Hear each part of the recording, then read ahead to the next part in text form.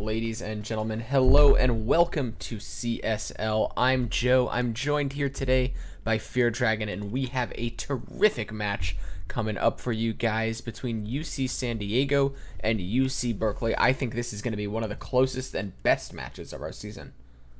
Yeah, both of these teams are absolute powerhouses in the CSL. I mean, Berkeley, we know it. Everybody knows it. They are legendary in terms of collegiate esports, doing exceptionally well across the board, not just in StarCraft, but in other games like Heroes of the Storm. They are just renowned for just being an absolute elite team. And of course, UCSD recently has been doing exceptionally well, sitting 3-0, undefeated right now, with some very, very strong players that have recently joined the team. So I'm really interested to see how this today is going to end up going.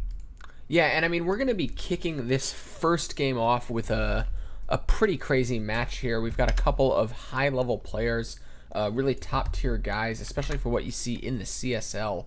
So I think without further ado, let's go ahead and introduce our players if my game wants to capture here. And spawning in the bottom right-hand corner, playing for UC Berkeley and Psystorm, it is the Red Zerg, Silky. And his opponent up here in the top left-hand corner of the map, representing UCSD, give it up for Flume. And Flume is actually one of those players I was talking about that I believe is one of those kind of big powerhouses right now for UCSD that has been doing exceptionally well this season.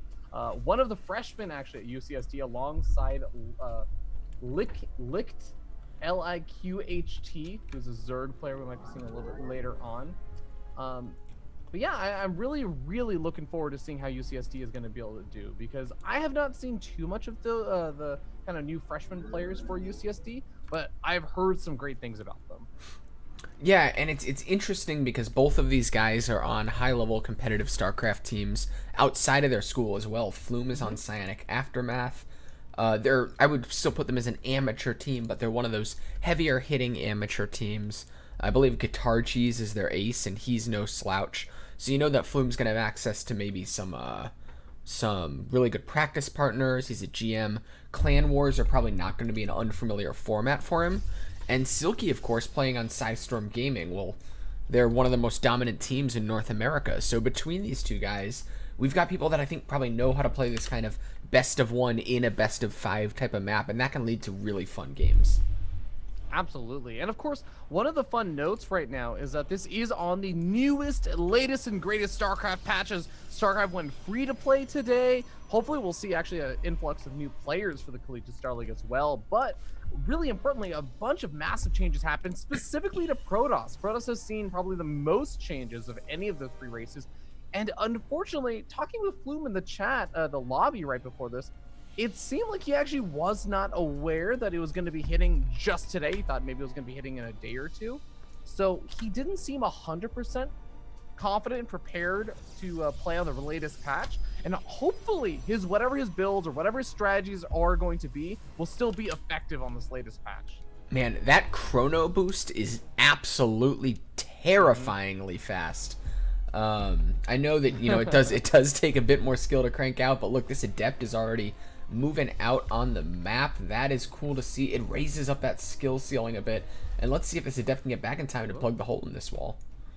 Yeah, Zergling's gonna have a hard time poking too far forward, especially with the second Adept gonna be coming out over here for Flume, and they do come out very quickly. We saw some of that Chrono Boost being used right there, and for those who are not familiar with the latest patch, Chrono Boost now is not just a constantly active thing like it was in the last patch. It's actually very similar to how it was way back in Wings of Liberty or even Heart of the Swarm, where you have to actively use it on a particular building or something, and it lasts for a certain period of time. It's much more effective than it was in the last patch, but it only lasts for a certain period of time. So you can't just continually Chrono Boost, but for specific individual research, if you save up some Chrono Boost, you can get it out substantially faster. And that includes these Adepts that are able to get their way out much quicker.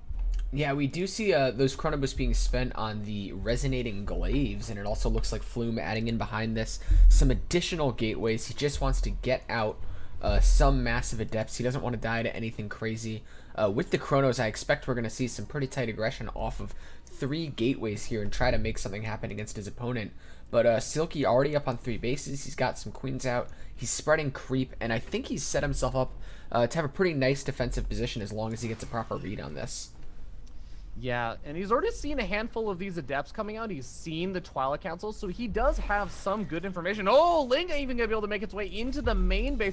Might be able to confirm exactly how many gateways there are. He needs to make sure he doesn't overreact to this. Doesn't quite see the gateways themselves, but is actually gonna start throwing down some spore callers because of it. Not really 100% certain if this is going to be the kind of old, I won't even call it old school, but a very common build, which is the 4 DT warp in with an adept follow-up. But now he sees all the adepts moving across the map. I think he might have a decent idea of what's happening. Oh, Ling run by on the south side of the map, going toward that third, might actually catch Flume by surprise. Yeah, but it does mean he's going to need to rely completely on queens to push this away, and that adept count is quite high, so it's going to be imperative that Silky stay in the correct position. And here comes the Ling and Bane reinforcements. The Banelings, though, predicting exactly where those adepts will be. I have really got to hand it to Silky there. This is absolutely showing his masterclass act as a former semi-pro. The Ling's doing some damage over by the third. Gonna get surrounded on one of the sentries, picks it off, might even be able to cancel this third base. And I really want to emphasize is the fact that those queens engage the adepts so far out, not just waiting for them to come over to his base.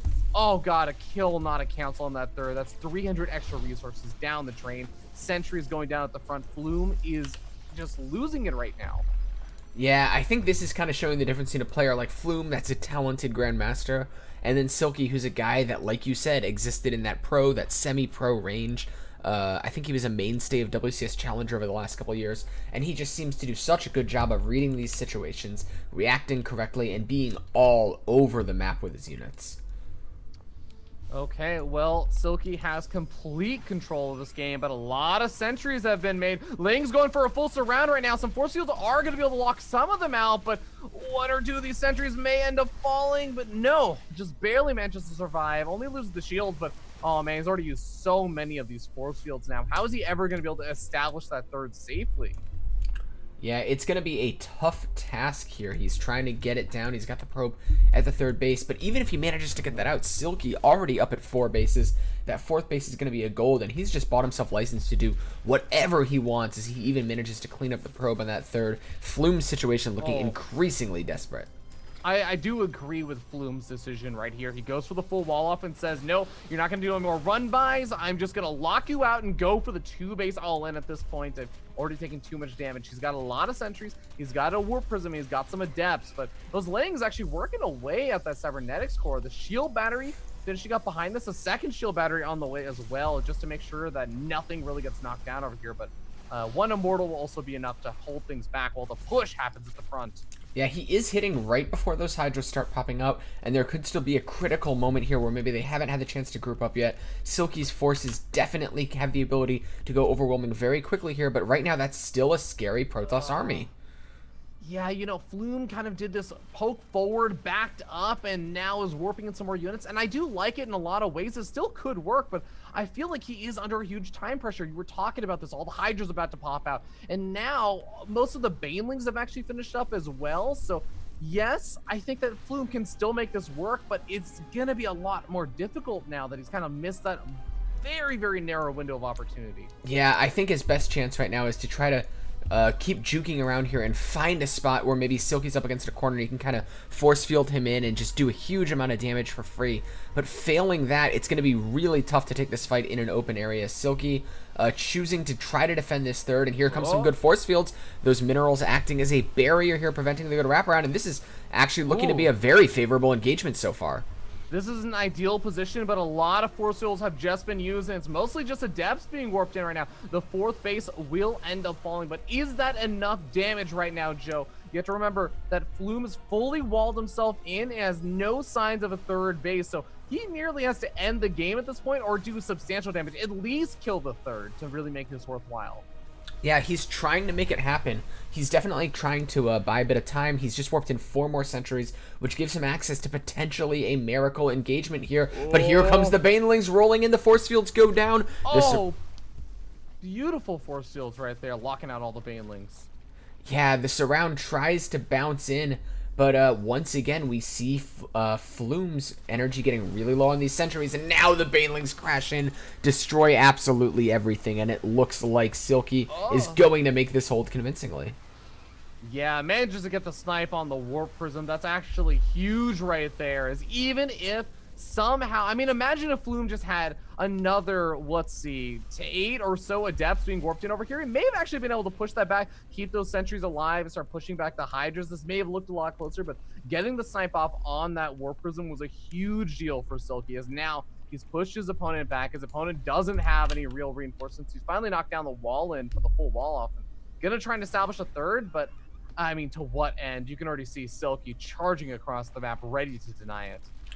Yeah, and this is going to be such a tough hold. I mean, there is an Immortal available, but with the Ling count as high as it is, Banelings in the back, and Hydra's finally arriving, Flume is just out of moves, and I think my game just crashed. Can you give us a radio cast? Well, you know what? Here's the radio cast, ladies and gentlemen. Unfortunately, since my co-caster cannot stay in the game, we do have, it looks like Flume trying to stay strong and hold his ground. He's actually doing a decent job, as Silky ends up getting a little bit cut up between his attacking at the third and attacking at the natural. Silky's trying to push in with a lot of these Hydras. He's trying to attack in with a lot of these Zerglings, but some really good force fields from Flume and some good control with some Immortals and Zealots. He's able to hold his ground a little bit longer, but Silky just seems to have a little bit too much overall, ladies and gentlemen. He's got his 4th base going up. He's already got his, 4th base finished. 5th base going up. He's got a Spire on the way. He's moving in once again as he just continues to rally in more and more of these Banelings, and he gets some massive detonations off with 4 Banelings on top of about 5 or 6 sentries. I think that just may be a little bit too much. I don't really see how Flume can hold anymore. As GG is finally called, Silky takes victory for UC Berkeley in game number 1. Okay, so luckily StarCraft had the decency to crash there at a point where the game seemed to be pretty much decided. Yeah. Did it not count me out of the game? You were like able to hop... It immediately just said that you left the game. I was actually a little confused for a moment. I was like, I know that this game is heavily favoring Silky right now, Joe, but let's stay a little good-mannered about this and give an opportunity to play about the rest of the game. Oh, that's funny. Well, at least we know if a player just leaves the game, they did not leave the game. Okay, guys, so that was game number 1. That's going to put UC Berkeley up 1-0. Don't go anywhere, because we are going to be right back.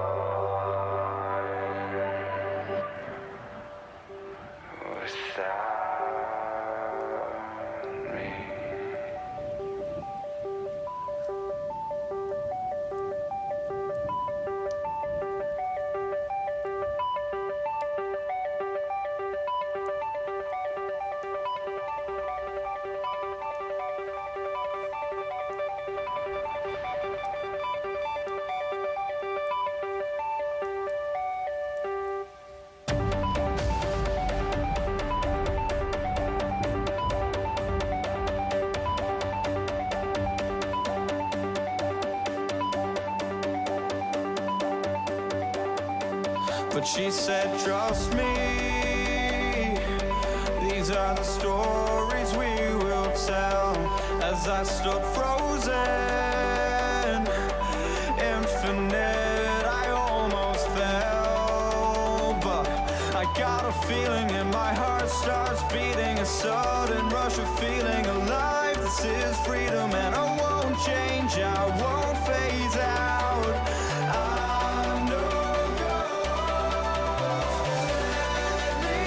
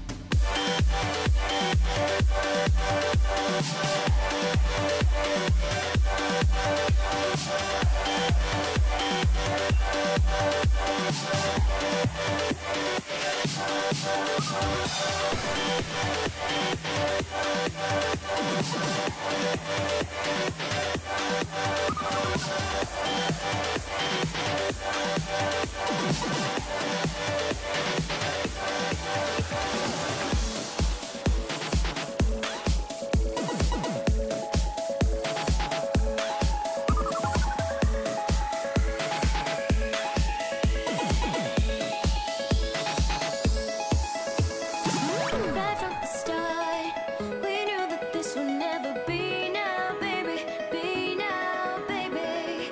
We're miles apart, and we just wanna let it free now, baby. Free now, baby. 'Cause I'm only living for today, and I know you're understanding what I say. We're out of time, so I'm keeping my heart safe and sound.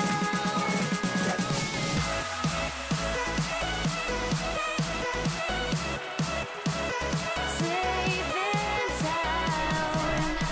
Ladies and gentlemen, hello and welcome back to StarCraft 2 at the CSL. We return with UC Berkeley up with a 1-0 lead as we move into another match that's kind of an old mainstay of the CSL versus an up-and-coming new guy. Yep, it's going to be the one and only Padre from UC Berkeley facing off versus Light. And we did confirm that's how his name is said, but let's go ahead and jump in and introduce the players one more time for redundancy's sake. Spawning here in the top left-hand corner, playing for UC Berkeley. It is the Blue Protoss player, Padre. And spawning down here in the bottom right-hand corner of the map, the red Zerg player representing UCSD. Give it up for Light. And yes, that is a Q. And no, we asked him. He said he prefers to be called Light. He just really likes Qs, which is cool. I also like Qs. I mean, get it. If you think about it, really, people who like Qs just like questions. And an inquisitive person is very, very important when you're attending a university. You're always asking questions. You're always thinking ahead and ready to question everything. That's so important in education. Would you say that they're enlightened? I like you, Joe. This is why we're friends. I don't know, man. I learned from the best. I check your Twitter for the new dad jokes every day. Indeed. Okay, so ladies and gentlemen, once again, we have another Protoss versus Zerg. This is, again, still on that new patch. Padre might have I know that he is one of, like Joe was saying before, one of the mainstays. He's got a lot of experience under his belt from Heart of the Swarm and Wings of Liberty in playing StarCraft 2 and playing, I guess, on these kind of old patches. He knows how Chrono Boost works. He knows how all these old school sort of things work.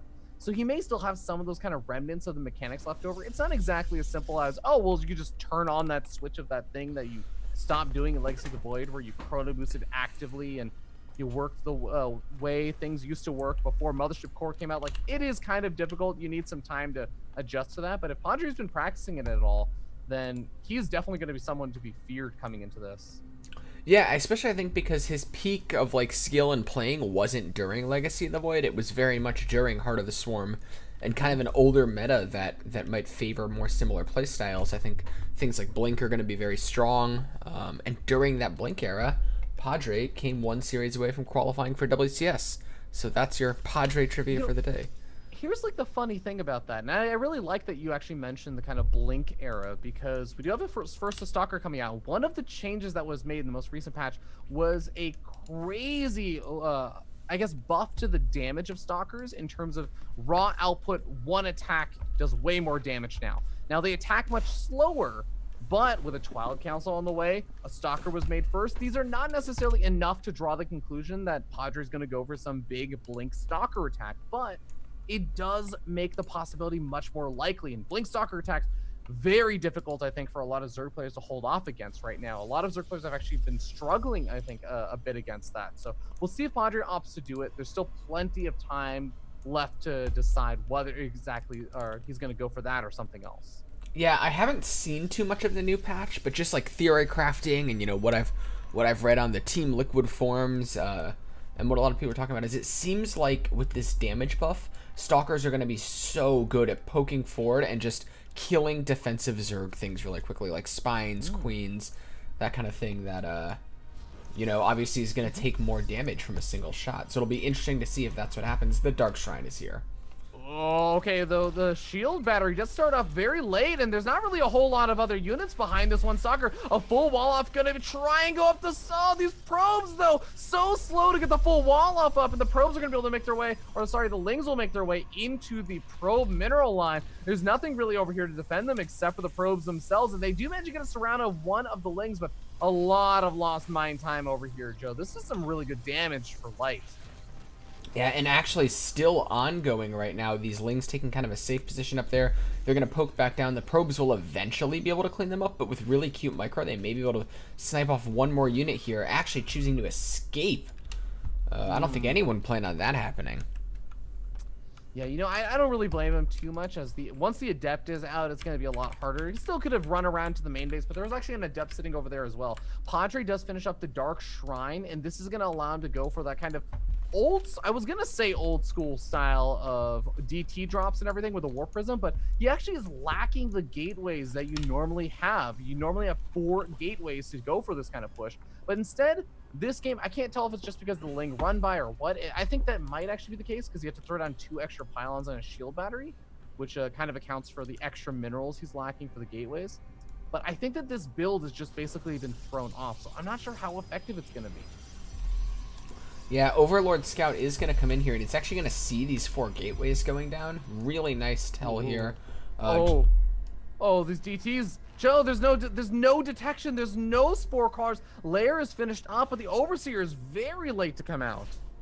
Yeah, Overseer is about halfway done. With the extra 2 DTs, this hatch, it's going to be very, very close. I think Overseer's speed is done as well. So they're going to get there very quickly, but if he targets it down, if he does not waver, he should be able to get it and then get out. Really nice pickup from Padre, helping to mitigate a lot of that early game damage he took. I mean, the best way I can describe what just happened is we had Light. If these 2 guys were boxers, Light was throwing out the jabs, and Padre was just floundering. He was getting hit in the face repeatedly with that kind of right-hand jab. Sort of light little bits of damage, but it was certainly having an effect. And then Padre just comes out of nowhere with an uppercut and says, okay, to hell with you. Suddenly we have it down right now, and Light is, I mean, he is back up and ready to try and start this fight back over, but he is definitely winded right now after losing that 3rd. Yeah, and Padre, with all of his gateways, is actually going to start getting ready to press the issue a bit here. He's got 2 Archons at the front, and if he can find a cute position, he may actually be able to deny this 3rd once again. The Ling's trying to get good surface area on the Zealots, but the Archons are doing a great job of cleaning it up, and forced to let go of this 3rd is Light. Oh man, and these Archons doing so much damage. The Zealots doing a great job tanking for them, and like you said, at third it may be under attack, but no, instead Padres is gonna go straight for the jugular, going after the Hydras. I love the drone, whole position micro, not allowing these Zealots or the Archons to get on top of those Hydras, allowing them to do damage from afar, but the Zealots finally find some opportunity to get some damage done, and the rest of them, along with the Archons, just kind of make their way over to the main base to get some more damage done. War Prism getting very low though, does get sniped off. Yeah, oh, but look at what Padre's doing. He's putting his Zealots in that tight choke, preventing anything from getting up here. At the same time, he splits off a small contingent of units into that main, and he's going to clean up so many drones here, and it looks like Light maybe down for the count as Padre cleans up 40 drones. Even if this army eventually falls, I just don't see recovery as an option. Yeah, at this point, Light's eyes are not even open. I mean, his eyes have rolled to the back of his head. His eyes are glazed over. And Padre is just coming in with a few more punches to seal the deal and put Light down for the count. Who would have thunk it right now? UCSD has been sitting undefeated so far, 3-0, and they were looking so strong with two new up-and-comers, but UC Berkeley, who's sitting 2-1, says, oh, hell no, we are the veterans for a reason. Really securing a very strong spot, going most likely up 2-0 very soon. There's the GG. Yeah, absolutely brutal match there. Padre putting UC Berkeley up 2-0, and well, it kind of looked like Padre brought a Hadoken to a boxing match there. I think that's also a good way to describe it right there. And it really just caught his opponent off guard. Light didn't seem prepared. I mean, that looks so different if there's a spore caller there. If the Overseer's already been made, there's just these small little things. But I think Light, maybe he saw he may have seen the Twilight Council, but he didn't really identify exactly what was going on. And I actually want to bring this back to something that you brought up in that game, Joe, which was the Lings that decided to retreat out after the Adept was worked in. And I was talking about how it would, you know, I didn't hate it too much because there was already an Adept in the main base. There's likely some defenses already prepared wherever those Lings would try and go. But what he did miss out on was scouting information. If he had that scouting information, that game maybe looked very different, and Light maybe actually maintains that lead it's secured. But Padre finds that one little opportunity with the DTs and manages to make it into a victory. Yeah, it definitely was a lack of information. I mean, that's always the ability with DTs to catch your opponent off guard. But either way, you see Berkeley going up 2-0. They only need to win one more map to close things out here. So don't go anywhere, guys. We're going to be right back with the next map.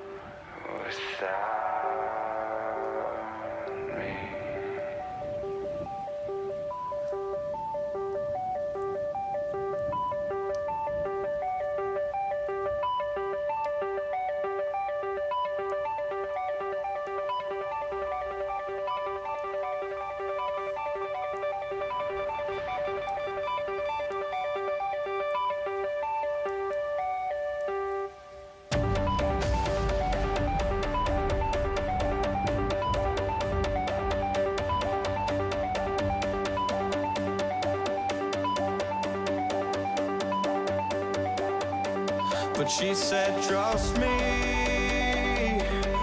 these are the stories we will tell. As I stood frozen, infinite, I almost fell, but I got a feeling and my heart starts beating, a sudden rush of feeling alive. This is freedom and I won't change, I won't phase out. I'm no ghost, let me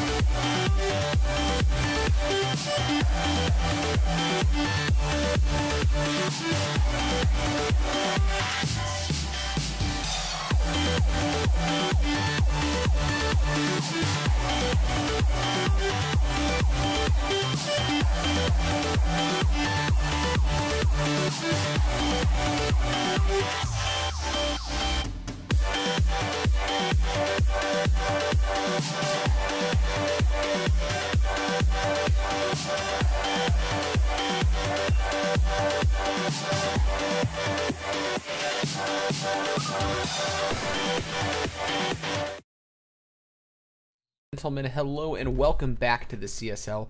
We're getting ready to jump into our 2v2 match.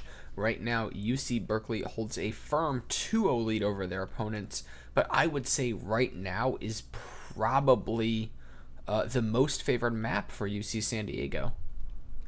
Yeah, UC San Diego has still been able to pull back all their matches, secure that sort of 3-0 sweep. In terms of overall series, how well they've done in their group stages so far. So I'm still looking forward to seeing how they can pull this back. And I agree. I think that this is their kind of opportunity. This is their chance for the big momentum swing, but they have to make it work here. And they also now have to have their other players sort of formulating that plan of how they're going to be able to pull it back in the other 1v1, game number 4, as well as potentially an ace match if they can bring it to that point. But for now, these 2v2 players have got to duke it out and got to come up with some sort of answer to try and shut down UC Berkeley's momentum. Yeah, so we are getting ready to spawn into this next map. I thought we were going to spawn as I said that. Yeah, well, you know, Cloak has one of the slower computers out there. This is also a new patch, so there's always a little bit of a fear that, hey, you know, some people's performance on the new patch gets better. Sometimes your performance gets a little bit worse. In terms of raw computer performance, I'm not even talking about skill level performance or anything like that. So, you know, new things happen. New patch days are always a delight when you're running a tournament. Yeah, so... It is going to be a Zerg for UCSD versus a Protoss Terran for UC Berkeley. So we got all 3 races represented right now, and it's really easy to actually think about. UC Zerg is going to be representing UCSD. Well, spawning in the top right-hand corner here, playing for University of California, Berkeley, it is the pink Protoss, Bubba Gump, and his teammate, the red Terran, GYX. And their opponents on the bottom left-hand side of the map, we have the teal Zerg player. Give it up for Light. As well as his teammate, the blue Zerg player. It's Cloak. Representing UCSD, UC San Diego. Really beautiful campus, by the way. I haven't been, but San Diego in general is like pretty gorgeous. Yeah, so San Diego's actually a really nice place. I can imagine. I live very close to UC Berkeley, and while the campus is nice, I will say I prefer the aesthetics of the UCSD campus, but I prefer the food of UC Berkeley's campus. Okay. UC Berkeley has some fantastic food. Like Huge in their variety. cafeteria or like the food trucks or? No, I like the nearby food locale is Okay. just fantastic. I think that they actually have a decent food court, but I can't really speak to what UCSD's cafeteria is like. I had some friends that attended both of them, so I'd always go over and kind of start mooching off some food or asking them to let me crash there for a festival or something. Nice. So I do want to talk briefly about this double Zerg because it's not a thing we see much in the 2v2 games here, and it's a matchup that I've played a lot of. And what we've found playing with playing some games with Tenchi mostly, we'll do the double. My game just crashed. Oh no. Oh wow. Okay. Bubba Gump's game just crashed too.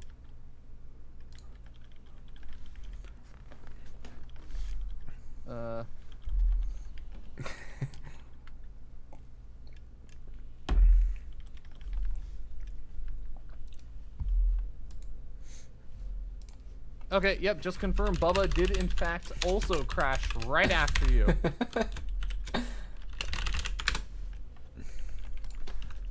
You know, it's unfortunate, but it's understandable. With how many millions of people are coming back to play StarCraft for free, their servers probably aren't quite ready. StarCraft is just a little too alive right now, guys. You're gonna have to bear with us as we try our absolute best to just manage to find some time with the very alive game that it is right now. Okay, guys, we're actually going to hop over to a quick break while we get this resumed. When we come back, we'll jump back into the same point we were in earlier in the game. Don't go anywhere. We will be right back.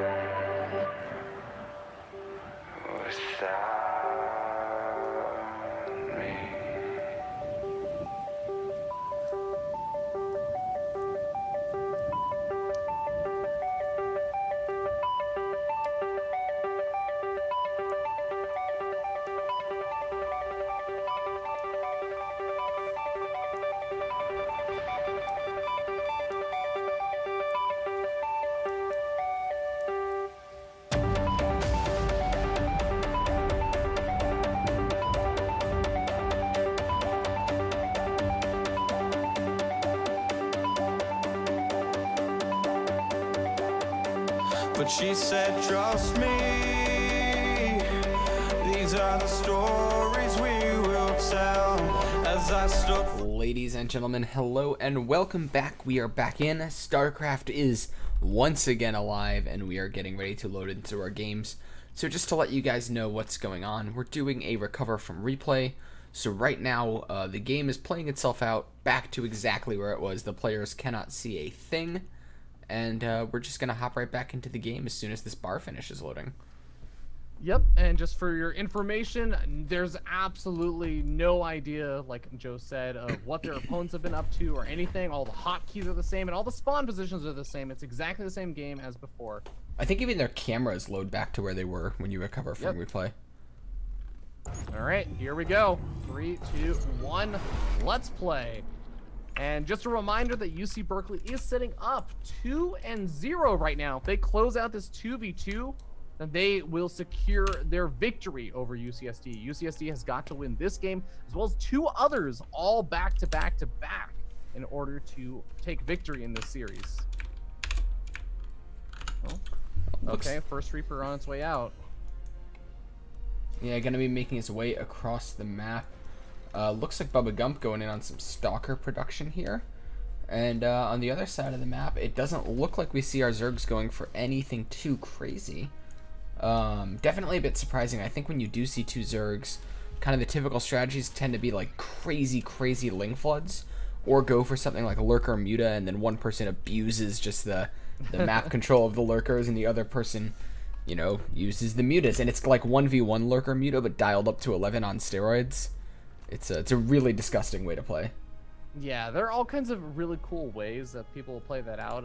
There's like the tech style, there's the rush style. We do have a lot of stalkers actually being made right now for Bubblegum, as well as a robotics facility. There is a probe sitting over by the natural for Bubblegum for Team UC Berkeley, but still waiting to see if he's actually going to end up taking that, as there definitely aren't enough resources actually being pulled up right now. This may actually be a little bit of a fake out and a lot of aggression coming out from Team UC Berkeley. Yeah, a lot of tech being added on by our Terran here, going for that 1-1-1. I think we're probably going to see the barracks lift up as soon as that starport's done, and maybe start pushing out a Banshee. Okay. Well, Nexus does come down for Bubba Gump, and like you said, we have that starport finished up with, yeah, we'll see if the starport does swap with the barracks, so that Banshee you were talking about. But could even just make a medevac or something, and maybe even throw down an armory, go for a big Hellbat push that joins in with the Stalkers. The Hellbats take care of the light units. Like these Zerglings and these Hellions definitely gonna need to help out over here. All of the Stalkers get taken out one by one. The Hellions do some good damage, but gonna have to chase after these Lings as they head their way into the main base. Yeah, those Zerglings shredding through those Stalkers. The Hellions are eventually going to be able to clean this up. But I think with the full scout and resetting the army of your Protoss, I think you're going to be pretty happy as a Zerg to trade out your Lings for that. Oh, that was absolutely a really nice trade out, especially since it looks like that was going to be the primary composition for Bubblegum. He's got Twilight Council finishing up. Blink is being researched. We have an Immortal on the way. I assume a Warp Prism is going to be coming out fairly shortly afterwards. But it really did seem like they were going to be setting up for this big attack. But now, after identifying, hey, it's just purely Lings, it seems like GYX may still be able to make something happen with just the Hellions moving out across the map. There are a few Roaches waiting for him, Cloak from UCSD, as well as also for Light. Looks like the choice out of GYX is going to be the Liberator, actually, choosing to get that going to help back up his Hellions. We're going to have to see, I think, how much damage this Hellion aggression can do. I am freezing. No. Okay. Are you still there? Yeah, I'm still here. Good? I'm still here. Okay, cool. Everybody's stuck around. We're happy. Wow, this Liberator's huge. Is it? Yeah, he's got the special ops skin. I think this is the first time I'd seen a Liberator with this. It just looks enormous. I really love these Terran skins. I mean, when you said huge, I was prepared for like a Thor bug like they had in the last patch that they did, where the Thor just happened to be actually like 1.4 times its normal size, and actually physically could not go certain places that it should have been able to go. But like you said, this Liberator gonna be able to move in over here, and it might actually be huge in another way if it can get some good damage done. But it looks like Spore Crawler already being built, Queen's ready in position with the Overlords having scouted out that Liberator nice and early on. Yeah, there are some Roaches, some Ravagers. You know, there are some heavy hitting units. It's not like it's just Zerglings to try to hold off this attack, but I mean, if we can get some damage done, if GWAX can find good positioning, get on top of those, he can roast away. And keep in mind, he does have access to that Hellbat transformation tech. Yeah, gonna end up backing out. He actually had Hellbats and morphed them back into Hellions after seeing all these Roaches and said, I'm not really gonna try and contest this with just pure Hellions. Maybe if I had my teammates back up with the Immortals and Stalkers, but with all those stalkers getting taken out earlier, it really did hamper Bubblegum's ability to move out around the map. But these Hellions have got to back away quickly as a gold base is actually being established. But that gold base may finally start to see a little bit of aggression. A bit of a force field does come down here, trying to pick off these weaker roaches at the back. Bubba Gump, with kind of the buffer offered by GYX's forces, actually has a huge amount of firepower. I mean, 3 Immortals can kill a lot of roaches here. And so far, he's kind of content to sit back. But I imagine with the composition he's going for, he should be triggering up to move out pretty shortly, don't you think? Yeah, I would really like to see them move out. It seems like they may be going into disruptors or something with Bubba Gump having all these kind of like strong power units, but not a crazy number of units. Whereas GYX is going to be that sort of frontline buffer with a lot of Hellions and a lot of these siege tanks. So it's going to be the big power army for Team UC Berkeley, and UCSD is going to just have a massive swarm of roaches and ravagers in true Zerg style. Yeah, definitely looking to get very muscular here is UCSD, and I think that most people probably favor their position here as they start to march across the map with this Roach Ravager Hydra Swarm, and there's just so much bulk. It's going to be really incumbent upon our Terran and Protoss here to find a really favorable position. Oh, this is not the favorable position that they were looking for, as 2 of the siege tanks, the power units that were supposed to help hold off this kind of push, get taken out very early on. A sentry gets taken out that was going to probably try and force the ramp and keep his opponent out of here. The Immortal's doing some good damage, but one of them goes down at the front, and he's basically fighting 2v1 right now, which is, again, probably not the way you want to be fighting your 2v2, but Colossus pops out. Will it be enough? Cybernetic Core going... actually, I think that was just a gateway going down, so he's going to be able to survive a little bit longer, but the robotics bay may be taken out soon. Yeah, and now he's kind of breached that front. There's not really any way to stop him from continuing to pour in. A tank and a couple of Hellbats going to come in from the back, pepper away at this. But the front door is knocked over. Reinforcements can march on up. The beachhead's been established, and he's actually on top of all the Protoss production here, which just gives him so much sniping ability if any of these power units manage to make it out again. And GYX, he's just really not in the best position either, because as much as he has all of these factories and even the starport with the reactor producing those liberators that can help try and do a little bit of cleanup, he's got some power units, but just not nearly enough to 2v1 right now. GYX is sitting actually down in supply compared to either one of his opponents, and he's starting to lose his power units once again over at the front, as well as losing his teammate Bubba Gump. GG's out. And that's going to be the first victory on the board for UCSD. Berkeley not going to have a clean sweep tonight. Really well done by UCSD there. Looked like they were just the sharper team, and we will have to see if they can keep this up in our next match. So don't go anywhere, guys. We will be right back.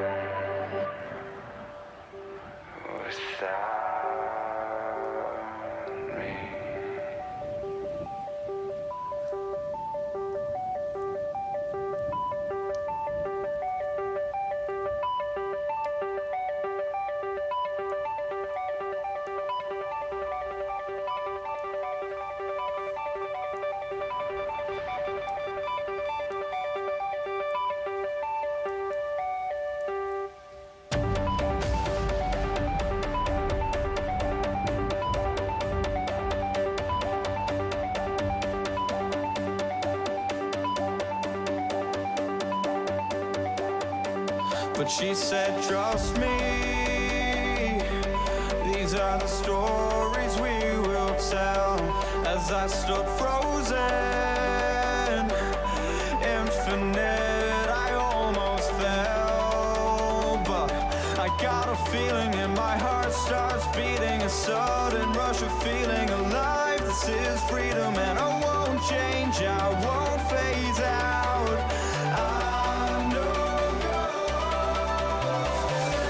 let me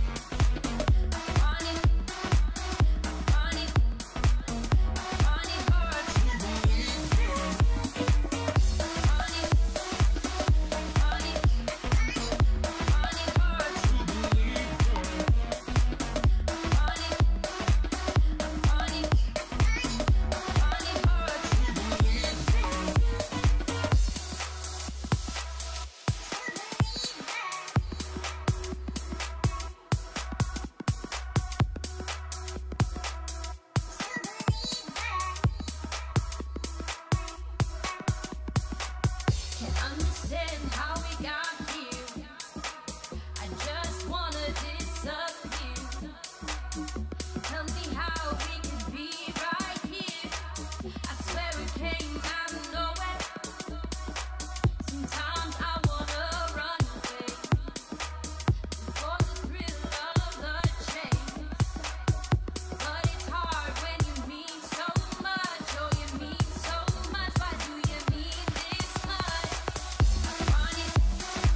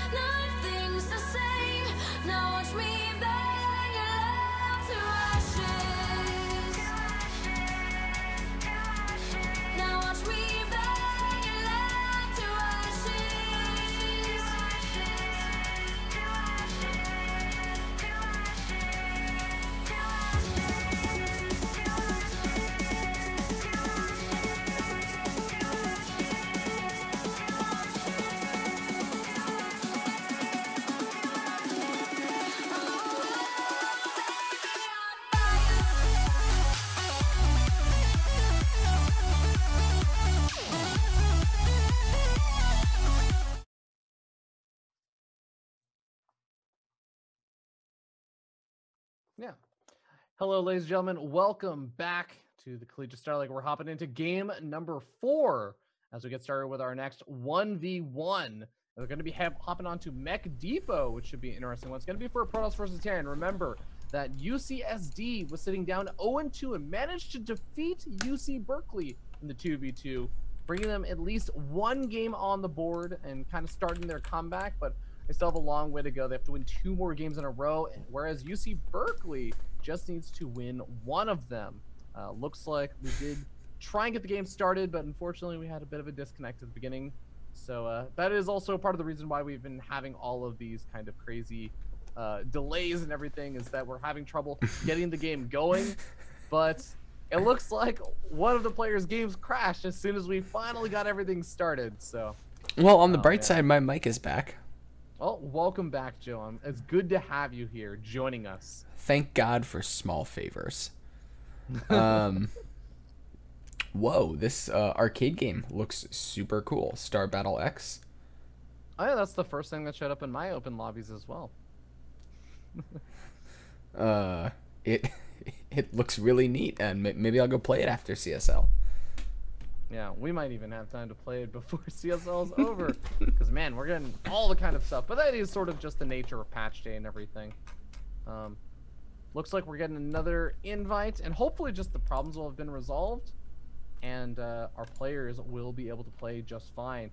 Again, this is going to be a Protoss versus Terran. The Protoss player is going to be Dragon God, aka Longzus, who is going to be playing Protoss for UCSD. And our Terran player from UC Berkeley is going to be GYX. And we've already seen GYX a little bit in that 2v2 playing for UC Berkeley. Wasn't quite able to close it out, but he was the Terran player. Seemed to really like that mech style in the 2v2. I don't really know if we're going to be seeing a lot of it in the PVT over here, but here we go. We're hopping into it one more time. Mech Depot, game number 4. UC Berkeley sitting up 2-1. We'll see if UCSD can pull it back. All right, so we're getting ready to spawn in here. I do want to talk briefly. Actually, let's first introduce our players, and then we can talk about them spawning here in the bottom left-hand corner, playing for the University of San Diego. It is our Blue Protoss player, Longzus. Oh, my game crashed. Should we remake it? Should I solo? Just go. Just okay. Go.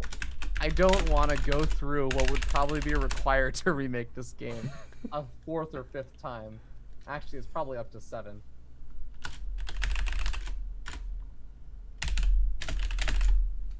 Okay, guys, so we are just going to keep going here.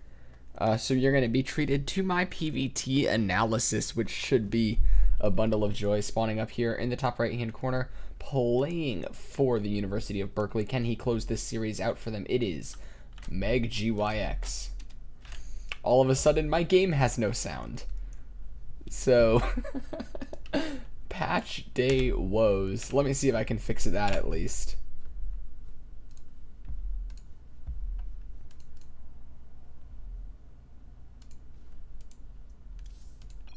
Okay, I have brought sound back. So the sound is returned. My audio output... Did your game just crash? No. GYX is dead.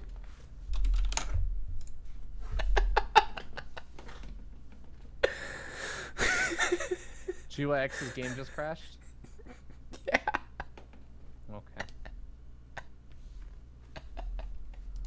Okay. Guys, we're gonna go to a quick break while we figure out what to do. Don't go anywhere, we'll be right back.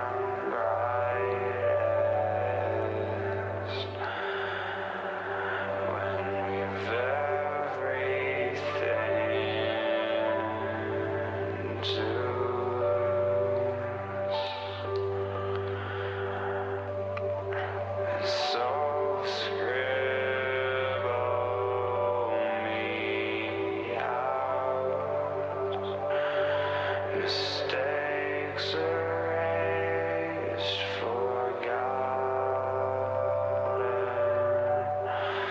Life goes on without me.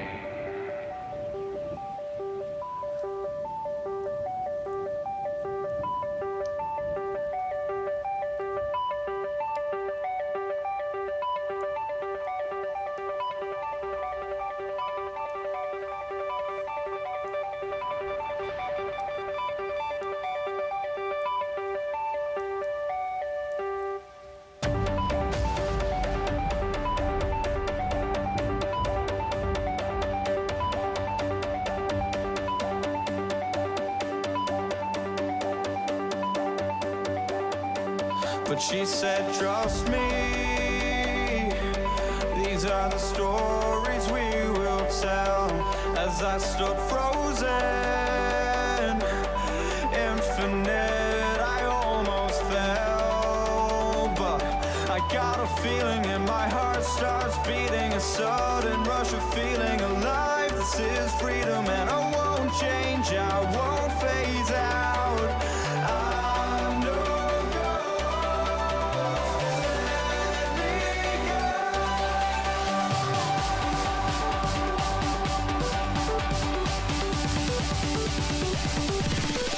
Ladies and gentlemen, welcome back. Spawning here in the bottom left-hand corner, playing for the University of California, San Diego. It is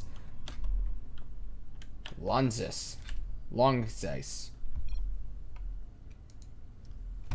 And spawning up here in the top right-hand corner of the map, we have the blue Terran player. Give it up for GYX, representing, of course, UC Berkeley.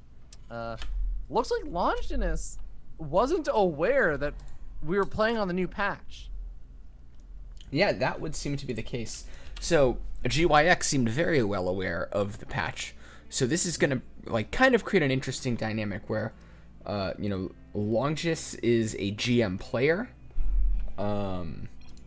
He's probably more talented, but GYX may have an edge in the build orders, because I think it could be disorienting to come into a game that is a different game than you thought you were going to play.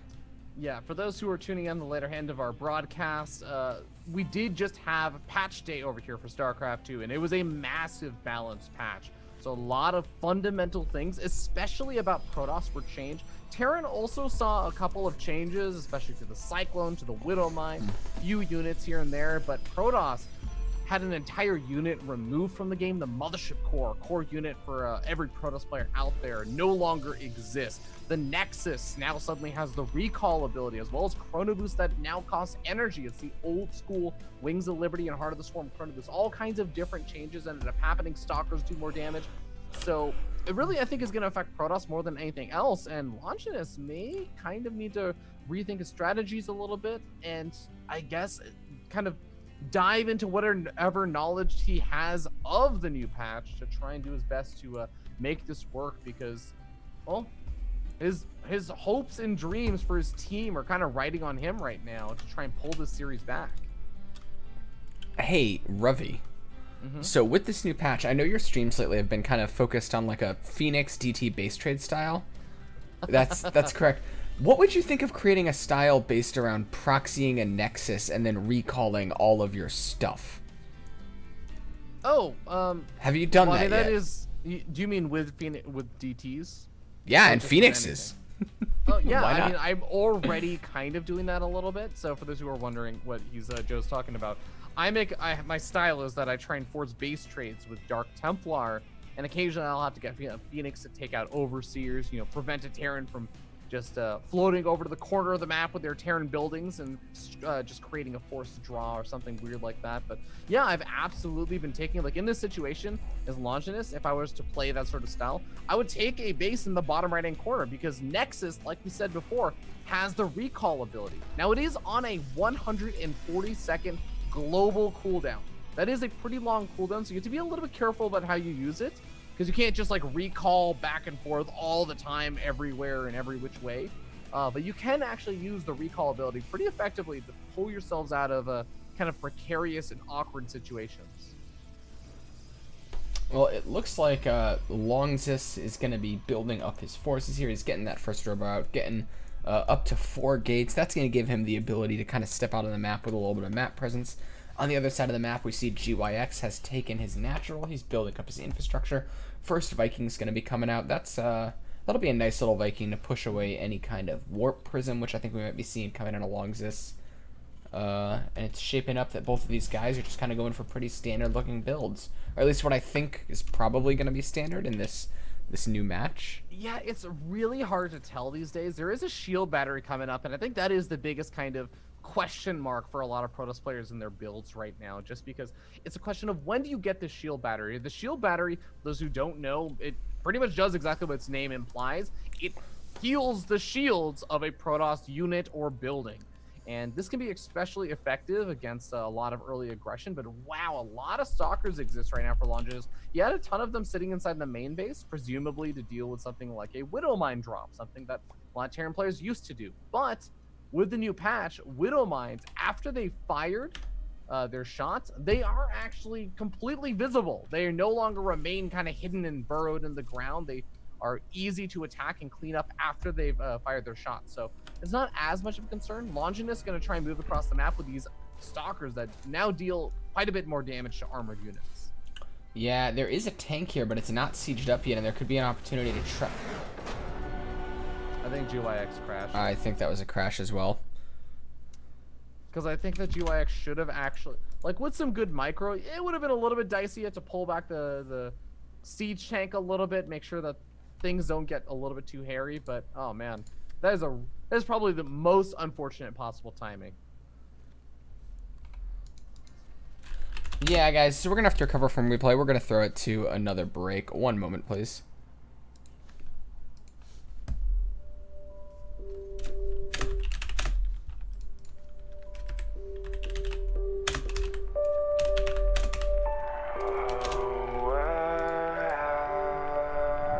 Are you hosting the recover? Oh, sorry, one sec.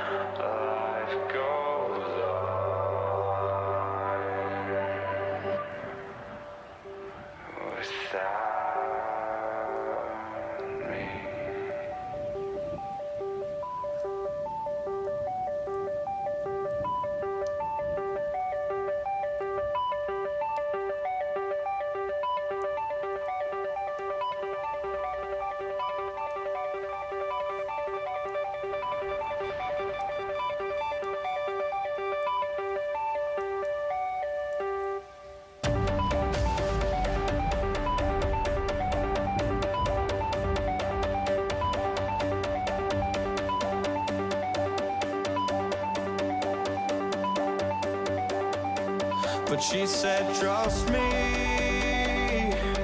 these are the stories we will tell. As I stood frozen,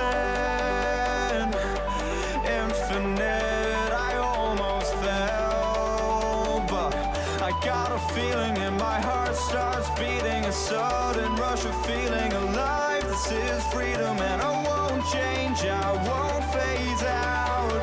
I'm no ghost, let me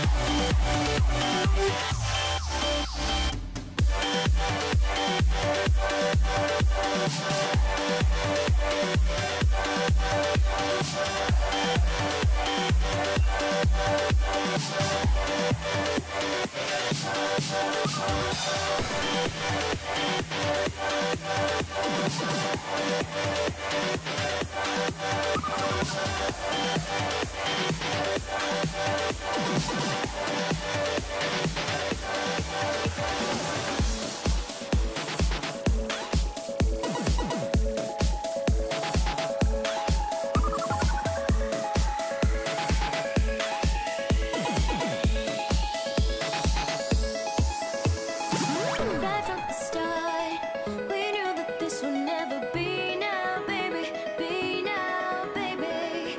We're miles apart, and we just wanna let it free now, baby. Free now, baby. 'Cause I'm only living for today, and I know you're understanding what I say. We're out of time, so I'm keeping my heart safe and sound.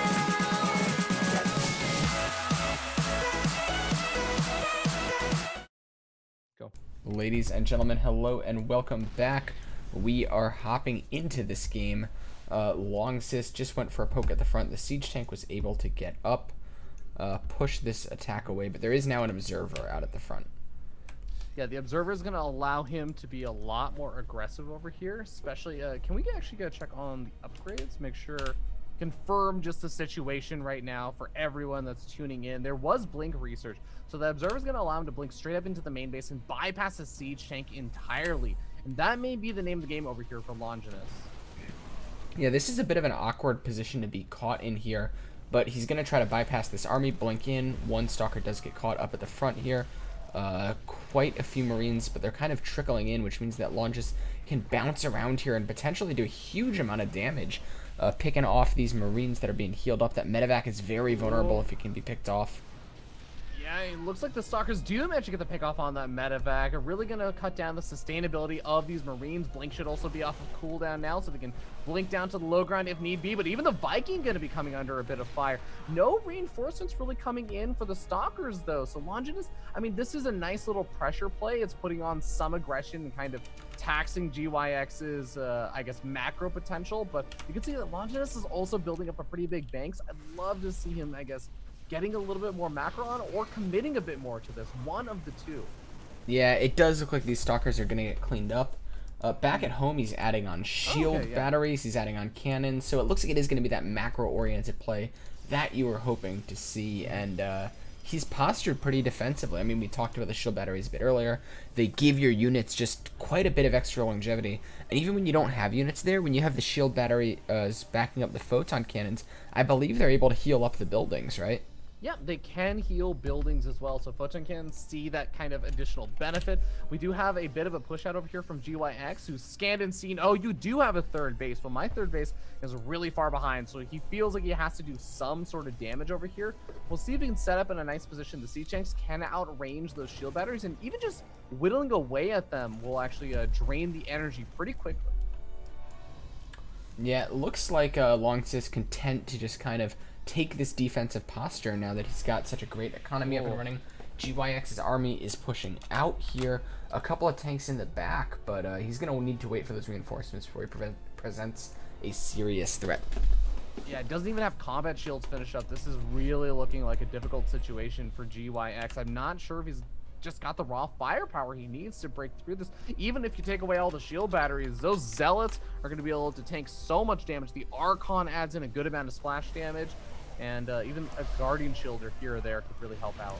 Ooh, great force fields there. Pin some of those Marines. They go down to the Zealot charges, and now the Archon Zealot army is just going to push through here, clean up the entire army of GYX. And suddenly GYX, well, sitting on just 2 bases, is on the defensive foot, and that is not the position you want to find yourself as a Terran down 1 base. Yeah, Longinus with a really solid defense now is going to be able to knock down these rocks, make an easier pathway to just charge across the map, no pun intended, with all of these Zealots and Archons and Immortals.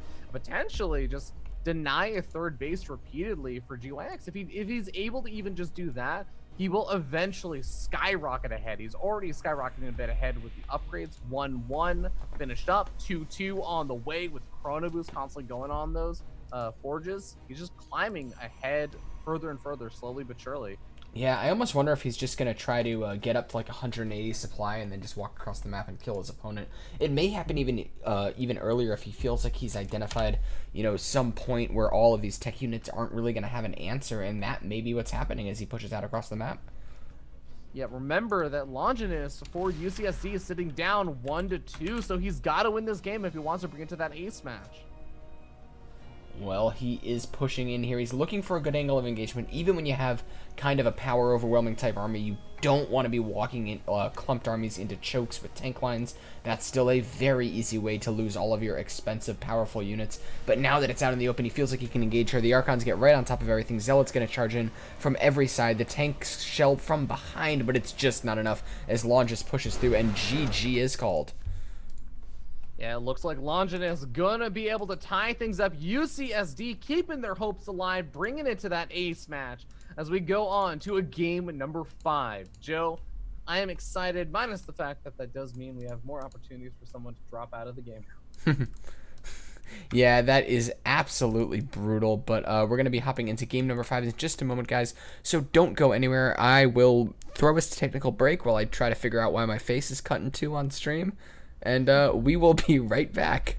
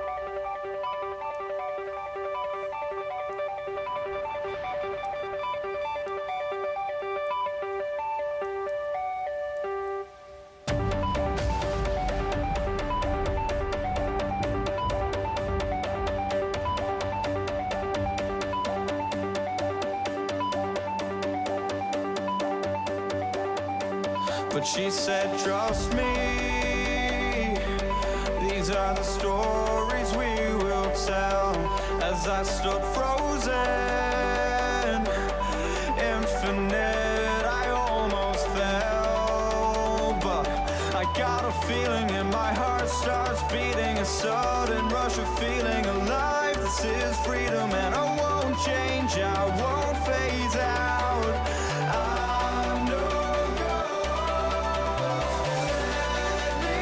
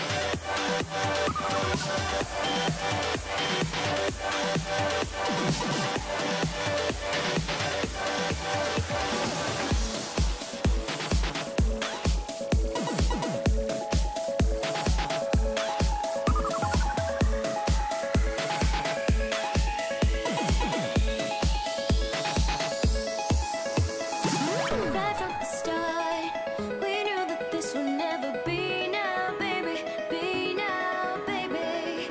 We're miles apart, and we just wanna let it free now, baby. Free now, baby. 'Cause I'm only living for today, and I know you're understanding what I say. We're out of time, so I'm keeping my heart safe and sound.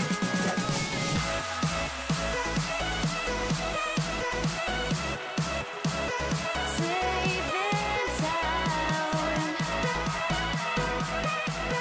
Safe and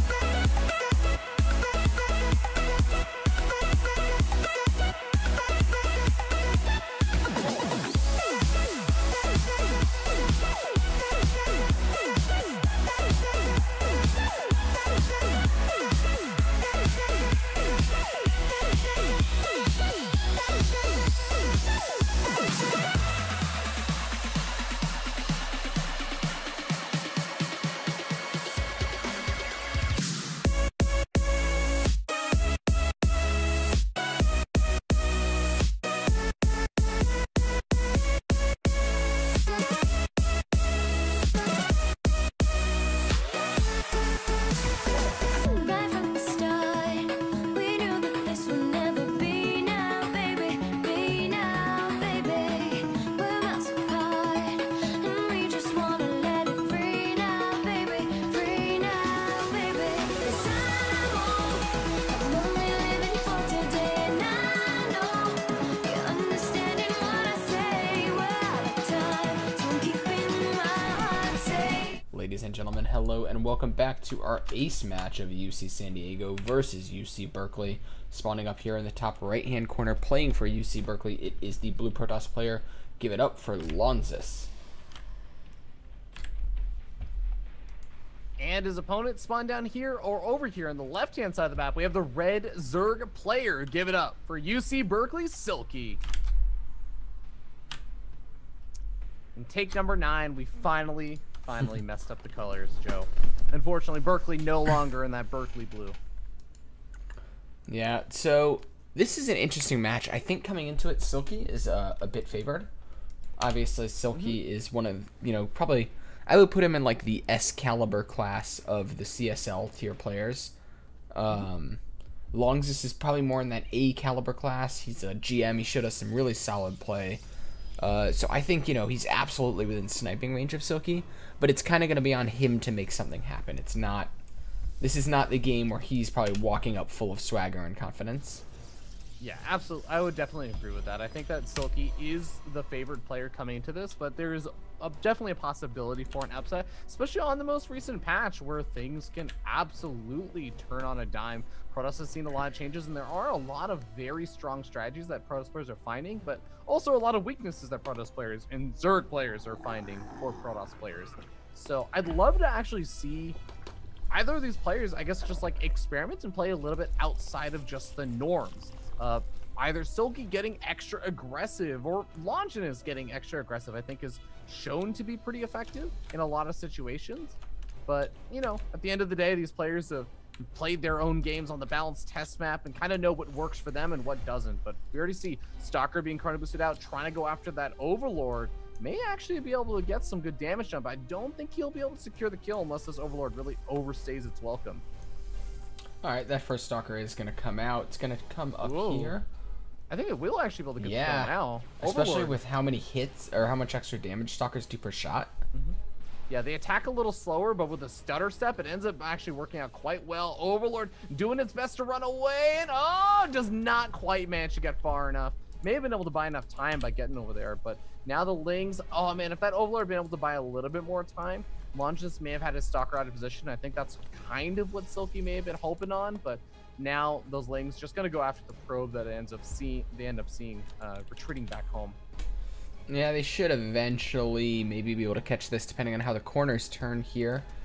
But Silky going up to 3 bases here. Longinus adding on his Robo, getting that Zealot charge, putting the Chrono into that. This is going to be interesting. This is definitely looking to be a hyper aggressive build from Longinus. I'm expecting to see a huge flood of gateways coming out, as we already have 2 gateways coming out right now. That's actually like an okay number. I would really, even just like a 4th gateway would be really awesome for getting hyper aggressive.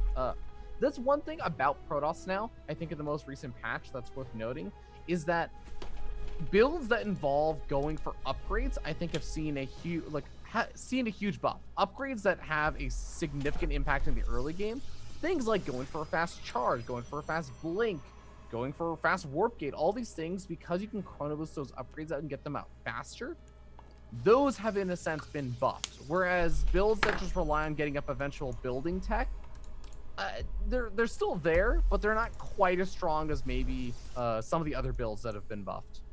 Yeah, and I think that's going to make it even more important for Silky to get the read on this. And so far, Longinus has been kind of an ironclad fortress, denying any knowledge. From the front, everything's got to be looking pretty normal here. You probably aren't super comfortable with where the gas timings are in this new patch yet, because it only just came out today. And I'm not seeing anything. Okay, we do see the Baneling Nest now in the flood of Lings that say Silky might be starting to sniff this out. Yeah, it might have some sense that, hey, it seems like you're not really coming in with an Oracle. We're almost at 5 minutes, and I don't really see Dark Templar drops or anything else coming out just yet. Overlord going to be making its way in, and yeah, that Baneling Nest is going to be, it looks like, just a little bit late, as the Zealots are already making their way into the main base right now, and Silky's Lings are very far out of position, trying to deny a 3rd, which may eventually be trying to come up right now, and he will do a good job of denying the 3rd for a little bit, but these Zealots are going to go uncontested in the main. Yeah, there are now a few Lings here to try to offer a little bit of extra damage on the Zealots that are perhaps out of position. The Queens and the Spores, the 2 Spores reburrowing inside the main base, get the snipe off on the War Prism. That's a huge victory right there for Silky, as he cleans up all the Zealots, takes minimum drone losses, in fact 0 drone losses, and denies a 3rd for a good bit of time. That was the best defense that Silky could have done given the situation, with how far out of position all of his units were. That was picture perfect. Yeah, I mean, loses a few Lings, but like you were saying, I mean, no Baneling Nest finished up in time to deal with that. Getting the snipe off on the War Prism was the big deal breaker for Longinus doing the damage that he really wanted to with that push. And now the Lings coming in over here to the third, the Zealots and the Archons out of position. Zerglings trying to come in and get a forced cancel on this third base, does get the cancel, is even going to sacrifice a few of these Lings to try and do some damage to these Zealots, but eventually ends up backing out. The damage has already been done. Longinus' third base is so unbelievably delayed right now. Yeah, and I think Silky's going to be happy to trade out that army for the third just based on how well that first defense went. He was able to defend mostly with queens, so why not go across the map and spend some army? You've got the minerals, you've got the production to crank these back out, and now as we move into the next stage of the game, it looks like Longzus will eventually get this third base up, but Silky's already moving on to layer. He's getting his roaches out. He's got a bit of a worker lead here, and he's just looking to be in a great position. Yeah, but I'm glad you bring up that lair, Joe, because UC Berkeley's lair right now is definitely a little bit on the later side comparative. If you take a look at what Longinus does have, he did have a healthy worker count. He didn't really take any worker damage from all those like run-bys and everything. The third base is very delayed, but he's also got tech, a Templar Archives, which admittedly is getting constantly scouted out by an overlord that I think has been sitting there for roughly a good 4 or 5 minutes now. So hopefully he gets out an Archon or a Stalker to go clean that up at some point. But for the most part, that Templar Archives really is going to pay huge dividends if he's able to get up Storm or even just make use of these Archons for a big push out at some point. Whoa, so one thing that this Overlord has enabled, Silky has full vision of this main base. He knows that there's nothing in position to defend it. So he's not even, without even having Overlord speed, it looks like he's going to be coming in for a bit of a drop. These Lings have +1. No. They can ravage the main base. Not only that, but the Archons can't actually get into position to help defend that, and they are the only form of anti-air. The entire Amuvi army of Longinus is moving out right now. Warp Gate technology is available to warp in some defensive, I guess, units, but oh no, this is what I feared. The Warp Prism warps in the Zealots now, right when the Lings move in. There's no Photon Overcharge. There's no Mothership Core to help defend over here. He has just got to wait it out until finally Warp Gate technology is available again. But on the other side of the map, Longinus is actually going for a big push. There's a lot of queens here to help try to hold this off. One gets saved by the transfuses. These are going to be so key. One finally does go down. Another high energy queen getting targeted down. That's a huge amount of transfuses lost. And this army from Longinus may actually be overwhelming, pushing into Silky. There's some Hydras in the back here, but there's no meat to this army. Has Longinus cracked the nut that is Silky?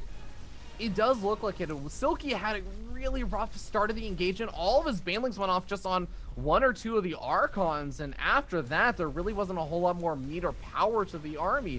He had some of the Hydras starting to come out, but I would have loved if he had even just sacrificed the... Well, actually, sacrificing the third is a hard call to make over there. The Lings are doing some good damage still inside of that natural expansion, but GG does get called, and Longinus closes it out for UCSD with a reverse all-kill, 3-0.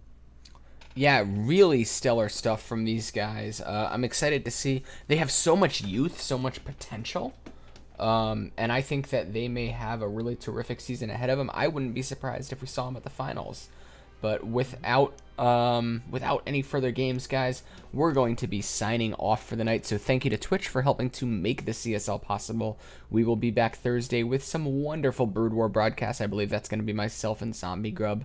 So see you then, guys. Thanks for watching the CSL.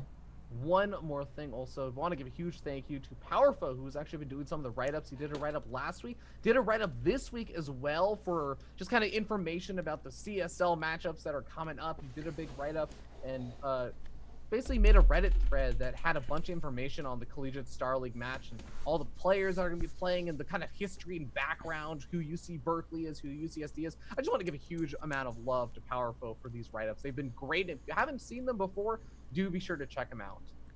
Alright guys, so thanks again for watching. Thank you, Powerfo. That stuff's actually really helpful when we're trying to get a sense for like how old the players are, that kind of thing.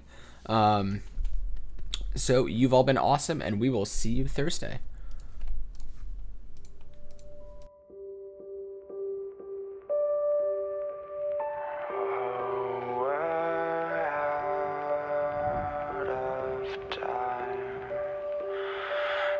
Final call is called.